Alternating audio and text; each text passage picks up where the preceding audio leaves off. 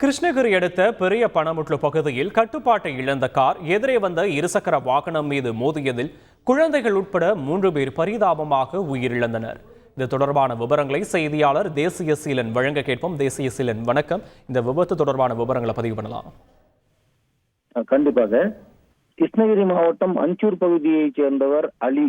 இவர் கிருஷ்ணகிரியிலிருந்து சொந்த ஊரை நோக்கி சொந்த ஊரான திருவண்ணாமலையை நோக்கி தேசிய நெடுஞ்சாலையில் இருசக்கர வாகனத்தில் சென்று கொண்டிருந்தார்.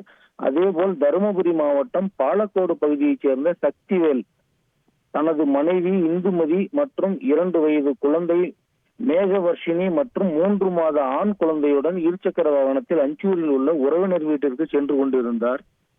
அப்பொழுது கிருஷ்ணகிரி ஜக்கப்பன் நகர் பகுதியைச் சேர்ந்த நரசிம்மன் என்ற முதியவர் கிருஷ்ணகிரிக்கு காரில் வந்து கொண்டிருந்தார்.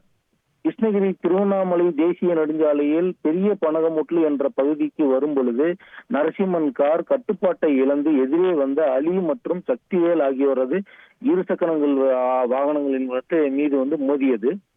இந்த விபத்தில் இருசக்கர வாகனத்தில் வந்த அலி மற்றும் 2 வயது பெண் குழந்தை மேகவர்ஷினி 3 மாத ஆண் குழந்தை ஆகிய மூவரும் சம்பவ இடத்திலேயே பலியாகினர்.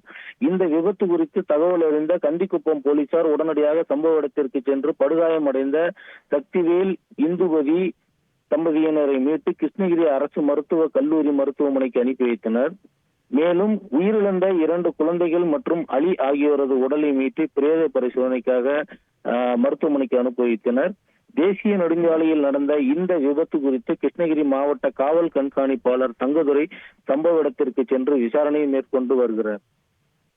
நன்றி தேசிய சீலன். செய்திகளை உடனுக்குடன் தெரிந்து கொள்ள உடனே சப்ஸ்கிரைப் பண்ணுங்க.